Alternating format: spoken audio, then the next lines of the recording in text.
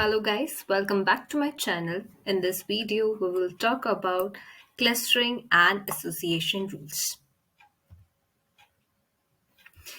So, algorithm to create cluster. We will talk about algorithm to create cluster. Here we are talking about k-mean clustering method, and we will talk about the algorithm for k-mean clustering and one problem for k-mean clustering along the way. And then we will also talk about association rule, one problem to solve that association rule. That's it. And some basic concepts of data science, that is tree pruning and date overfitting. So let's get started. So k-means clustering algorithm is as follows. First step is basically initiation, initialization, and initiation. एक ही बात है. So first choose the number of clusters. Okay, how many number of clusters we want? We want our data set to convert into particular type of clusters. So first we have to define the total number of clusters. Then randomly initialize k cluster centroid. So if there are two clusters, randomly initialize any centroid from two clusters. So basically just take any two numbers from that data set or any 2 points from the data set and then assign each data point to the nearest centroid.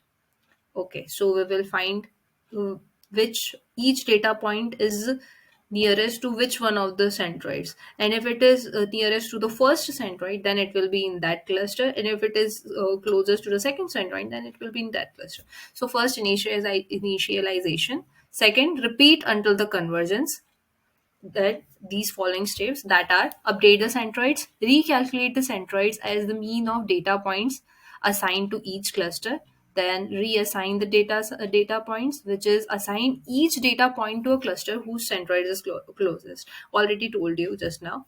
Then check the convergence. If the centroid do not significantly or maximum number of iterations is reached, then stop. What happens after some time repeating it, like we will take two centroids and then we will make clusters based on data points which are closest to a particular centroid. Then we will take mean and we will get new cluster centroids. After taking the mean of each cluster, we will get new centroids. Then this process continues till we get convergence where the centroid starts to repeat itself. That is the point we get actual centroids and actual clusters are formed.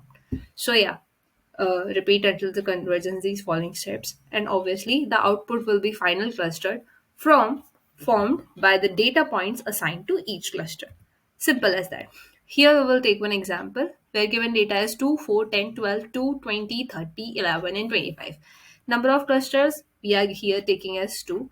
Round 1 with initialization. Firstly, initialize two centroids. Here we will take 5 and 15. We can take any two centroids. So let's take 5 and 15. Round 2 output. So cluster 1, we will minus 5 minus 2, that is 1, and 15 minus 2, which is 13.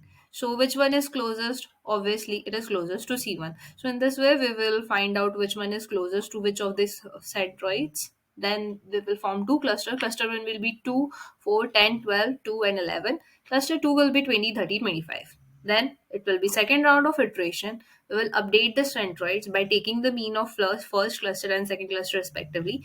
Then mean will be 7.83. But for second cluster, it will be 25. Then reassigning the data points. Based on these new centroids too, we will again calculate 7.83 minus 2 and 25.25 minus 2. Then which one will be closest? Obviously, it will be closest to first cluster. Then again, we will form cluster based on which data point is closest to which one of the centroid. So new clusters are formed. First new cluster, cluster 1 is 2, 4, 10, 12, 2, and 11. And then cluster number 2 is 20, 30, and 25.